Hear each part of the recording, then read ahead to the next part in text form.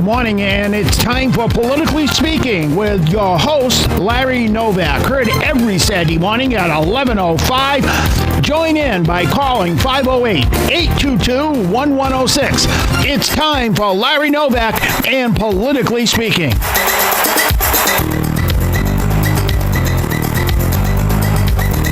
This is Larry Novak with Politically Speaking on 1530 Radio. Today I thought I would discuss the coming up elections on August 6th. Ward and Town Committee papers become available. This is significant because it's the rebirth of both political parties in Massachusetts, the Republicans and Democrats. It allows you to bring in new people and clean out the old deadwood that isn't doing anything. It's time to revitalize the political parties to go into the next 4 years of combat. It gives you a rebirth. It allows you to present new ideas. Will there be fights for the positions? They haven't been highly sought after in the last few years, and that's a sad awakening. Because if people don't really care what's going on, it's the rawest form of democracy to serve on a ward, a town committee, or a city committee, and voice your choice of which candidate and which political philosophy that you want to go forward. It will be a time of fights, and then whoever wins should come together, unite, and beat the common enemy, the other political party. These are the most important and most significant elections because they determine who the state reps are, who are the state senators, who are going to be the candidates for county office, who are going to be the candidates for Congress. I think that this is significant, and I think it is very important in the years to come, especially when you're in a city that's dominated by one political party. It becomes really the alternative government, and I think you have to encourage people to join. When I took over the Brockton City Committee, there were 16 people only on it. Now it's over 100, and we're raising money, and the wards are raising money. And I thank people that who have stepped forward to participate that. But there was a dissident element in the, especially on the Republican side in Brockton, whose only goal was to tear down the party, who have never done anything positive. The InBrockton.com page is a group of radical people who have nothing to do other than talk to one another and rip somebody to shreds. It isn't journalism. It's really poor participation in democracy of a bunch of weirdos really getting together to rip somebody to shreds. That's giving time of themselves to participate in helping rebuild a structure for a political party. Parties should be about big tents. Any idea should be tolerated, and they should work together to elect the candidates. The Republicans are drawn together by lower taxes, less government. Democrats believe in more taxes, more government. So those are the two things, and people can influence the degree to which they want that by joining a ward or town committee. In Brockton, you can join the Republicans by calling myself, Larry Novak, at 781-600-1566, or Alan Green at 508-584-2258. Alan Green rebuilt the Ward 3 committee after the committee had only two people on it. The incumbent school committee man was the ward chairman, and he was also the city chairman that really drove it into the ground. But there was a group of 4 or 5 people on the Republican city committee who really went out of their way to destroy the organization. Mr. David Heike, who ran for state committee man and didn't carry a precinct in Brockton against me, has been a disruptive element since he's moved into the city. He tries to impose his values on other people, which you should never do. As a leader, you listen and represent the constituency that's there. You don't try to change the constituency to represent your values. You're elected to represent their values. So he never understood the role of politics, and he started this InBrockton.com page, which is a group of people that don't have anything to do in their life. They sit on the internet all day and type nasty letters to one another. My God, there's so much that you could be so productive doing. You could be volunteering, helping other people, working on a political campaign, going door to door. But this little isolated group of malcontents join forces and type and rip somebody to shreds all the time. People should be ashamed that they're on that stuff. And you wonder why there's so much isolation, and they're so isolated from the mainstream of American political discourse and just involvement in their communities. These people that are on that page are not community leaders. They're not people that you'd elect to anything. But there's always been a dissident group led by Mr. Heike, who's radicalized, who's a radical conservative, who, if it isn't his philosophy, hits the highway. Mr. Heike, since he's moved into the city, has been a disruptive element. Somebody that gets along with nobody and rips everybody to shreds. Hopefully, the committee, I won't put him back on the committee. He'll have to go out and get his own signatures if he wishes to rejoin. But he has not been helpful. He has never done I can never see he's ever assisted any candidate. He's written a few checks, but actually going out, knocking on doors, no. Actually going to engage people in political discussions, no. When he was the Treasurer Ward 1 in the city of Brockton, there was no treasury, no money raised, and it was a decrease in their membership. That's his leadership ability. They decreased instead of increasing the membership. They raised no money and assisted no candidate. Shame on David Heike. Promises and no performance. Mr. Heike was a detriment to the Republican Party in the city of Brockton. The best thing that has happened to the Republican Party, if he had changed his political philosophy to unenroll a Democrat, he can then work on destroying the Democratic Party, because he's brought no positive resolution to problems the Republican Party faces in the city. He criticizes with no positive solution. David Heike is a disaster as a human being and as a leader. He should hold no areas of responsibility. He simply doesn't have it. And on a side note, Steve Danish, the editor-in-chief of the Brockton Enterprise, is retiring. He has been there for 34 years. He is the Brockton Enterprise abolished the position of editor-in-chief. So there'll be nobody holding that position anymore. They downsized the newspaper, which is a shame. Steve did a good job. I always didn't agree with Steve Danish's liberal viewpoint, but at least you know where Steve was coming from. That's happening everywhere. Every newspaper is downsizing. Every internet website seems to be downsizing as well. Because they can't produce the revenue to sustain their operations. And that's really what it is. The enterprise took on a lot of debt and it's struggling to survive now.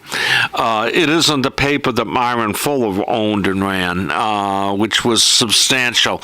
But he understood the area and what would sell and what wouldn't sell. He did an excellent job. In Brockton, going back to the other, one of the outlets, inbrockton.com is an internet talk, I guess, what would you call it, Joey?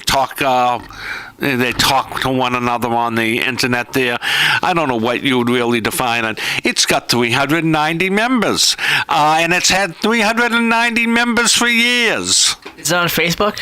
It's no, it's inbrockton.com is it's a website. You have to join it. But I mean, it really has had no influence in city elections. It has no influence in anything other than attack.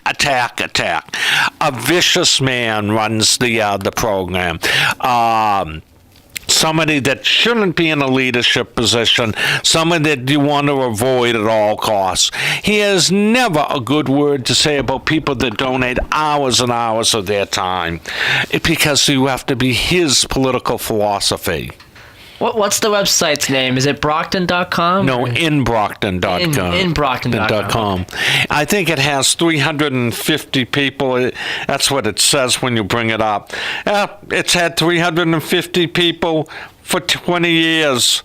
So it tells you it's not going anywhere. Inbrockton.com. I mean, it's just not going anywhere. Inbrockton.com. Did you bring it up, Joey? It's a nice looking website. It is? No, it's not. I didn't think so. InBrockton.com. A group of people that talk to one another and rip everybody to shreds. That's all they care about. InBrockton.com. InBrockton News. Let's see. Enter in Brockton. You need a password and account. Register. Contact us. Welcome to In Brockton Talk. We pride increased awareness of happenings around the city. There's no increased awareness. It's a negativity page where people can be more negative than not. People don't even want to tell that they belong to it. As I understand it. It's I think it's run by Mr. David Heike in Brockton. No, inbrockton.com. Run his name, David Heike, and I think you'll see it. And I'm always been amazed that it is so controversial. It hasn't accomplished anything for years.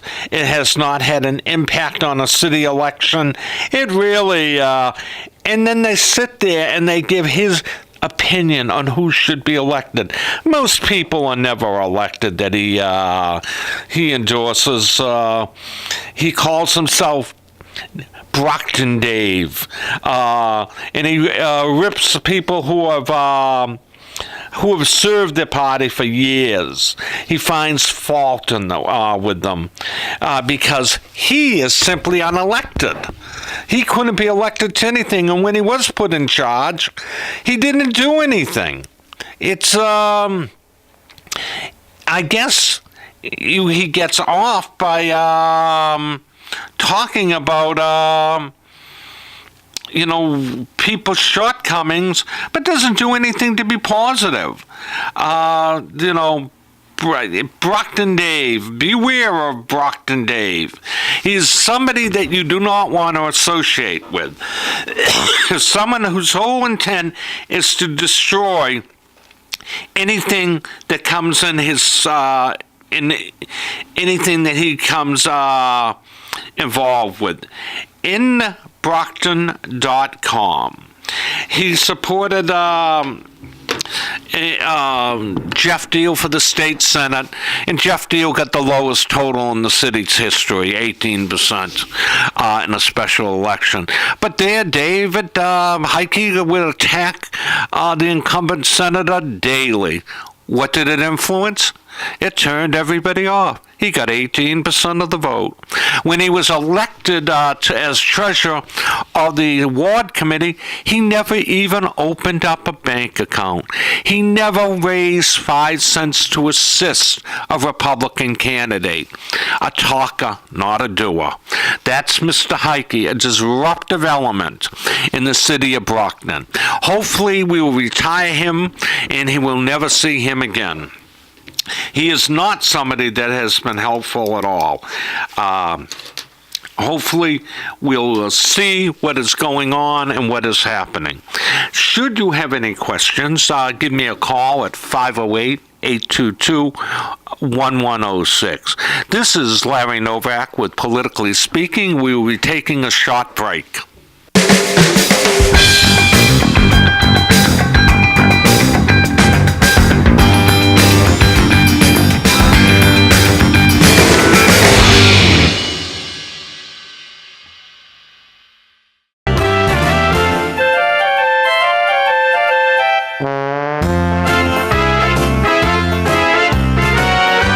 This is Larry Novak back with Politically Speaking. Today we are discussing the politics of joining a ward and city committee and why it's so important. It's important because you determine the future of what candidates for statewide office and what candidates for local office. You encourage participation at really the ground level of politics. It's where you can make the best difference to seeing democracy works. It is an exciting area to be in. You choose statewide candidates on both political parties. Your nomination and your support of that candidate enables them to start a statewide campaign to participate. And that is important. We need candidates for both political parties to go forward, to give the voters a choice. And one of the downfalls of the GOP has been the lack of running candidates in districts. You have somebody like Claire Cronin that voted for an 80% tax increase, a 40% pay hike for herself. Those things I don't think the average voter understands, but we're going to start advertising them, and that's what a city committee should do. We're going to bring their record to public attention, hold them accountable for their actions. Hopefully, it will increase participation in the discourse of what a thing. Somebody should be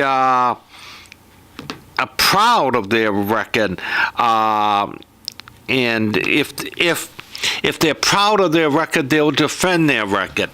I believe that you should have more than one day to consider legislation that's before the general court, so you can read the bills and look at the implication of it. Mrs. Cronin voted against that. And is that good government? I don't think so. Is that what the public wants? I don't think so. Why would you be in bed with the Democratic leadership and do everything that they say unless you're looking to further your own nest? That's what it is. And why would you want to be in a lock, stock vote for the speaker? That's the choice. We as Republicans need to bring this to the public attention. And join those ward committees would get us to get other candidates. And I bring up that one gentleman's name, and I don't even like to mention it because he's not worth knowing, is because of the simple fact that he talked a good game and did nothing. He promises, but there was no performance. He misstated the facts and constantly attacked. Everybody saw through his negativity. And when he was put in jobs, he didn't do anything. He ran again after I defeated him, after I was out of there for state committee, and couldn't even get nominated by the voters of the 2nd Plymouth District. So, you know what? I think you should get a loud, clear message that Republicans don't want you in this district. And we shouldn't exclude anybody, but we don't want someone who's a disruptor. Somebody whose sole purpose is to rip other people to shreds. not a good individual, not somebody, and that website is really, it's just discontented people who have no life outside of that website, and they have no, they participate in nothing. They participate in a website that attacks. I asked 50 people in Brockton. Nobody goes on it anymore because it's so negative. But that's the personality of the owner. Negative. He's bounced around on jobs, probably because he can't get along with people. But it is interesting to see what is going on. But I've spent enough time on somebody that isn't worthwhile. We'll move on. Looking at our two elected officials, they both voted for an 80% tax increase. They voted both Michelle Du Bois and Claire Cronin. They voted to give themselves a 40% pay raise. My God, is that what politics has come to? Joey, do you think anybody should get a 40% pay raise? Have you? No, not in a political sense. No. And do you think that I think there should be a constitutional amendment that forbids pay raises during the session. Absolutely. That it should be determined by a referendum question by the voters of the Commonwealth. They take these jobs and they want to be kept as princesses.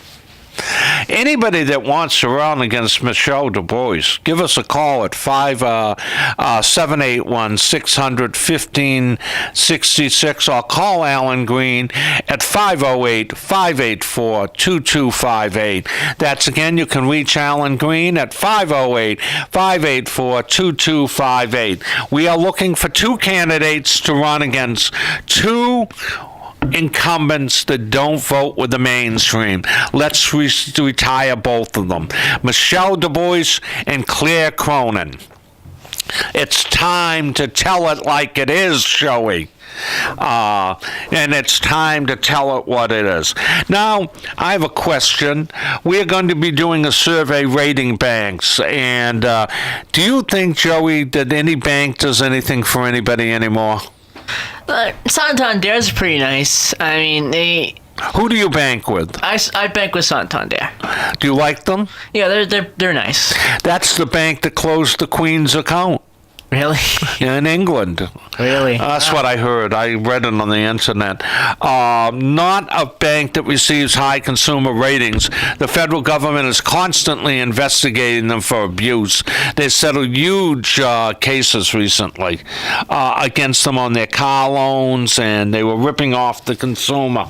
Why our own banking commissioner doesn't step in and do something? It's not a right to have a license to bank. It's a privilege. And if they don't serve the consumer, they should be shut down. Santander, you like. Bank America? I've never been with Bank of America, so I don't know. Who does your father bank with? He banks with Santander as well. Okay. And how about, is that the big bank in Middleborough? There's a bank, there's a Santander in Middleborough. The big bank in Middleborough, Used to be Middleborough Trust, but that's gone. Not 100% sure what It's a Rockland Trust? I think it's a Rockland Trust. I'm not 100% sure, though. Okay. And do you think Rockland Trust... I'd like to hear from the people who thinks what financial institution best serves them. Is it Harbor One? Is it... Bank America? Is it Bank America just recently lost a branch in Avon? The landlord didn't want to renew it, the lease. Which is interesting. I would have thought a bank would have been a good tenant. Maybe they didn't pay their rent on time or something. It'd be, but the building's going to be torn down, and that surprised me. The lease wasn't renewed, and now there are less people. But people that have banked with them for years don't think they do a lot for anybody. I don't know. I mean, it's interesting to see. Webster is an excellent bank. It helps people. When you go in, they're very friendly. They get their job done. I'd like to know from the public which bank they think is the best. 508-822-1106. We're going to do a ranking of banking pretty soon. And we're going to rank them. And we're going to investigate the wrongdoings and then turn them over to some of them to the banking commissioner for investigation, because they're just. It's a privilege to do banking in the Commonwealth. It isn't a right, and anybody can complain to the banking commissioner. If you have something that you don't agree with the bank on, call the banking commissioner. They will issue orders. They'll investigate it, and if you're right, they'll come back to you and issue an order to the bank. If the bank retaliates, then you're able to sue them and collect a judgment against them. The banking industry does not receive high ratings. Most consumers, it's an unnecessary evil. But there are new internet banks that are taking over. You're seeing less and less branch banking. And it will be interesting. I might invite some of the representatives to come in and talk about banking and see what they rate. You're on the air with Larry Novak. You're on the air. You're on the air with Larry Novak. Yes. Can I speak to Larry? You have me. Bill Carlson, how are you? It's who? Bill Carlson, I'm a retired cop. I'm a good friend. I haven't talked to him in years. I can't hear you. Hold on, caller. Can't really hear you. How about now? Am I better? No, call back. We're not able to pick up the call. Disconnect. This is Larry Novak with Politically Speaking. And, I'm discussing different people and different things that are going on, and we're going to see some change. The caller that just called in, we were unable to pick up the volume. If you call back on 508-822-1106, we'll be able to talk to you.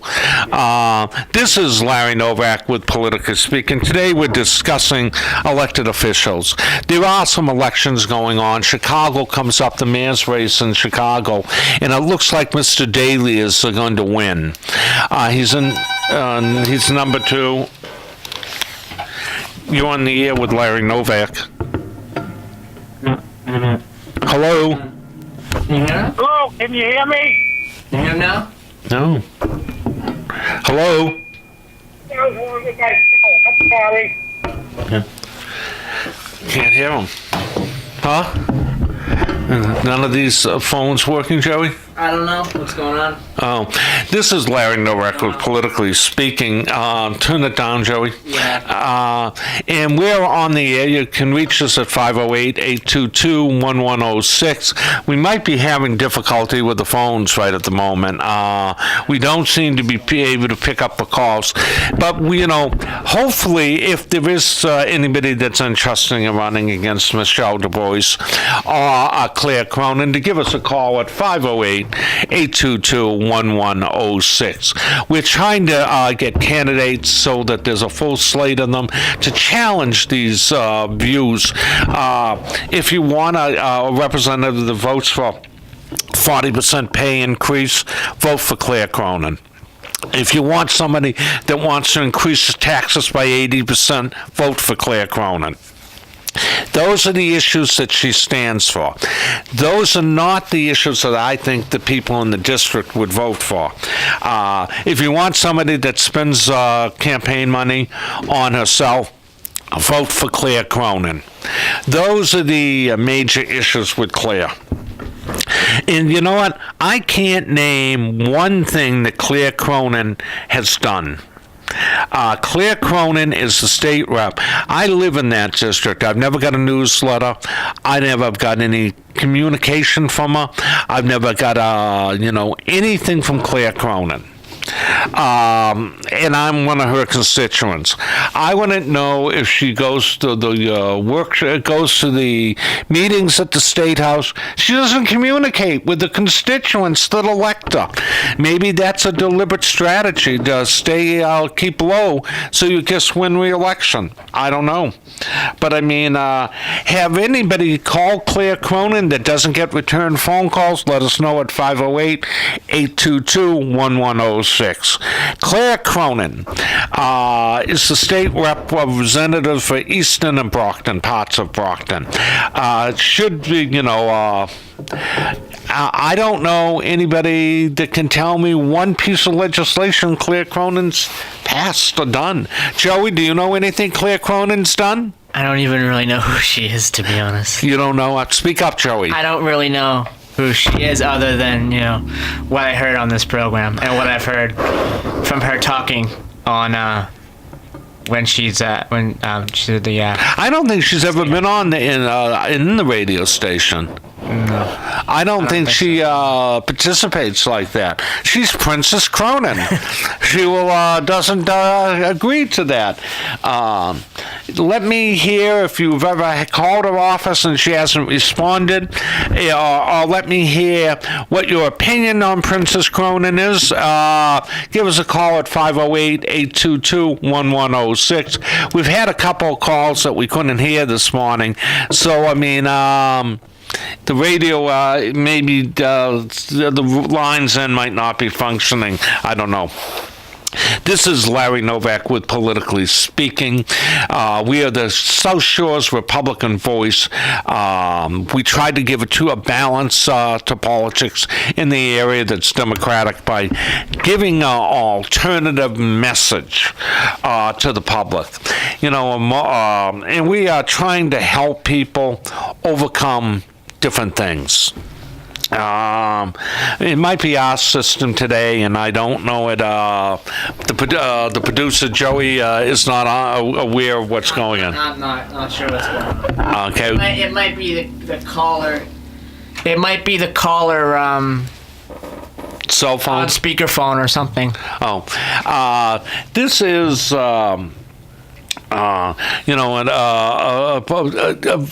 A show that has a Republican tilt to it. And I disclose that because of my years of involvement. I come from the other side. And I mean that. I mean, there should be balance. There should be equality in things. People should have the right to choose whoever they want. And if they don't want Republicans, so be it. I mean, but the party should run candidates. It should articulate a message. It should get the message out.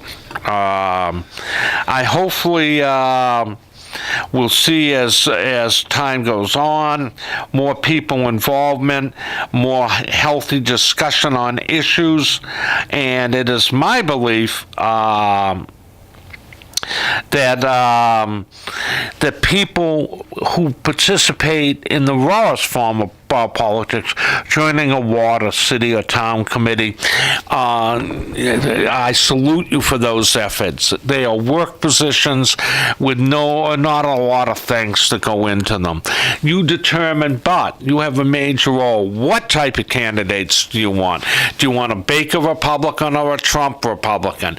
Do you want a liberal Republican or a moderate Republican? Do you want a conservative Republican? Those are the things that are matter when these nominations are won. Hopefully, we will see more of this as time goes on. People getting involved. The town committee raises money for candidates. It assists candidates, and it hopefully will help them get elected. That's what it's about. You don't take a position unless you're going to do some work. Those are work positions. That's where the workers of the party, the true believers of political philosophy serve.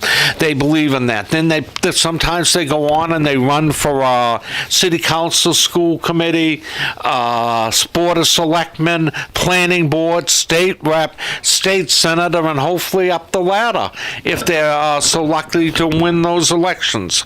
But it's always tough.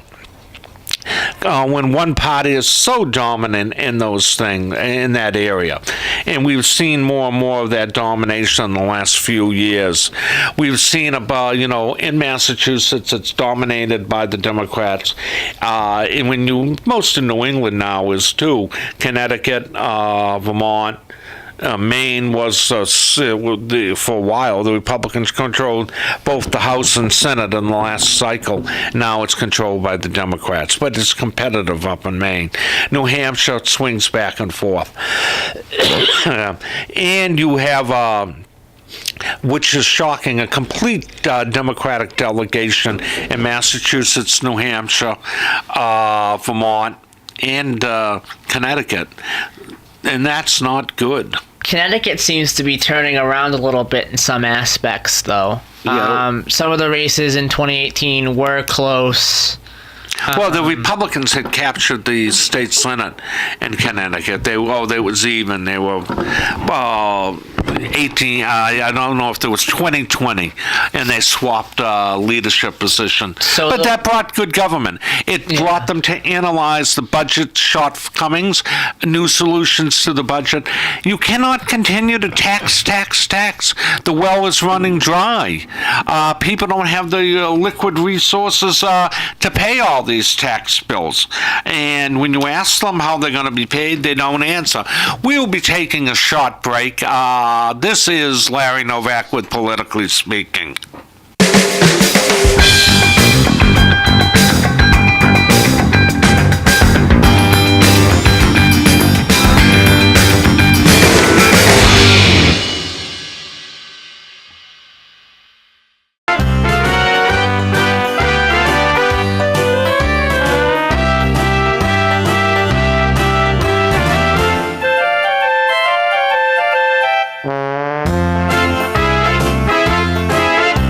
This is Larry Novak, and we are back on the air discussing politics in New England and the dominance of the Democratic Party. 20 years ago, it was the Republicans that were in the dominant status, other than Rhode Island and Massachusetts. Today, I don't think there is one Republican senator left, Susan Collins from Maine. Everything else is Democratic now.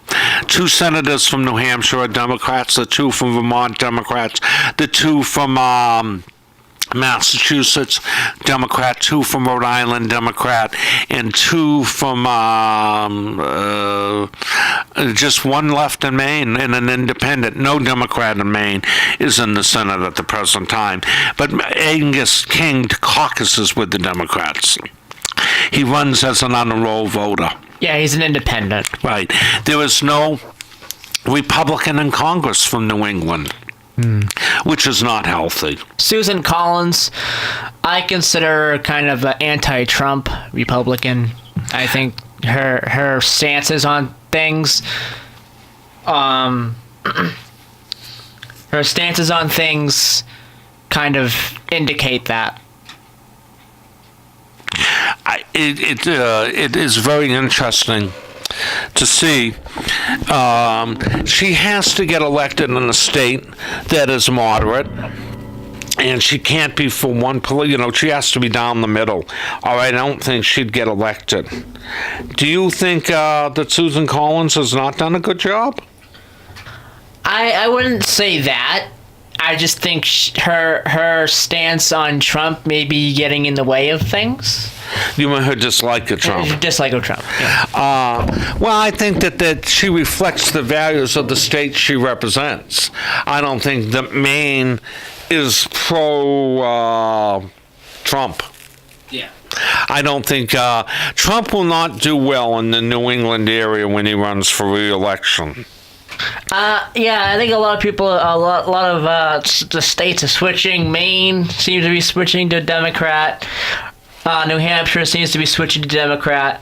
And like I mentioned, Connecticut, the current path that Connecticut's taking kind of right now may, in the future, bring it to the Republican side. But I don't know. I don't think that's going to happen in 2020. You're right. It could, and it may not either. It may not have any any impact on it. It's Maine is probably the only competitive area in New England that will be competitive, second district, and that could go to Trump. The two electoral college votes. But if the Democrats were not to win in New England, they would win nowhere. But do those social policies that they advocate, do they really, are they going to have a major impact in the next election? I think most of it will be about the economy. What do you think, Joey? Oh, yeah, I think the economy is going to be a big factor in this election. I think it will be a huge factor. I think it will be the number one. It's the best economy we've had in 50 years. And regardless what people think, they've got to give Trump credit for it. He's stimulated the economy. I know people dislike him so much they don't want to give him credit for anything. But it's under his leadership. I think border security, too, is going to be a big thing. I do, too. And also North Korea. I think that's going to be another smaller issue, but it's going to be something that he's going to campaign. Well, I think Trump will have an easier time than people think when it comes up to it. I think the constant investigations of Trump will backfire. I think, it was very interesting. One of the papers raised Adam Schiff, the Democratic congressman investigating him, has become a multi-millionaire since he's been in Congress. And one of the papers asked, how did he become a multi-millionaire? Why isn't he investigated for his financial dealings? Well, that's a very interesting. I think that's very interesting. Really, why isn't he under investigation? Joey, do you have any idea? He's a Democrat. Well, this is true. He is a Democrat, and that's and that isn't helpful in the long run. And I think you have to articulate these things. I think if you don't, they just continue to go on and on and on. And I think that Trump, has not really had a fair shake with the Democratic Party. And what goes around comes around, Joey. If they do it to him, the Republicans are going to do it to the next Democrat. Absolutely. So, that means the country loses again. Which isn't helpful. And, everything that the Democrats are doing, the Republicans are going to do to them when the shoe is on the other foot. They changed the rules before. And look at it. It's surely, Joey, in the long run, isn't helpful. Yeah. Absolutely. It's not gonna make things better at all, huh? Yeah. And I think you're going to have to see the government will continue, the infighting will intensify, and nothing will get done. And that's not good. Not good at all. What do you think? Yeah, I absolutely agree with you. I think we should be trying to solve problems in the common good, which is in the best interest of the American public, how it will help them. And if you can't solve them, then nothing's going to get accomplished. And I think the American public is getting tired of all the infighting. I think you'll see the American public react. I think if the two political parties don't start getting their act together, they will pay in the long run for it. I think that, the public will look for options, turn to another political party, elect new people that aren't really involved in that. And I think it's sad, huh? Yeah, absolutely, it's sad. When two adult people act like children in a room, Nancy Pelosi and really Donald Trump too, and they couldn't come to where the president speaks to the nation, it's pretty bad. Yeah. It's not one-upmanship. It's nothing, huh? Yeah, absolutely, yeah. Hopefully, Nothing. we will see change. Hopefully, we'll see compromise on the wall. Hopefully, we'll see where if the wall is needed to be built. This isn't about Democrat, Republican. It's about what's in the best interest of the American public. Yeah, so I've been doing some research this morning. Next Saturday, there's going to be an election in Nigeria. And the incumbent right now is in a lot of trouble in the polls. There's all sorts of media people saying that he will lose.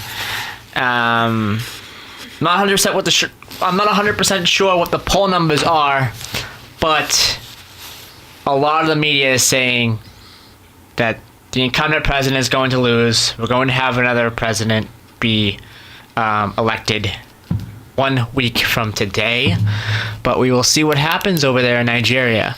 And then you're talking about Chicago. I would think Mayor Daley, another Daley will be mayor of the Windy City. Daley is second in the polls. But he's surging, am I correct? Yes. What does the poll show today? I believe he was at 15%. And what is the front leader? The front leader is 18%. So it's too close, it's in the margin of error. Yes. So, there's 2 weeks left, 2 weeks left. and then that will be the election. Yes. Well, it will be interesting to see what happens. It will be very uplifting to see what happens in the next few weeks. Will Daley be able to pull it out? Who knows? Oh yeah, absolutely. I think he will. I think he will. He's got the name recognition, number one.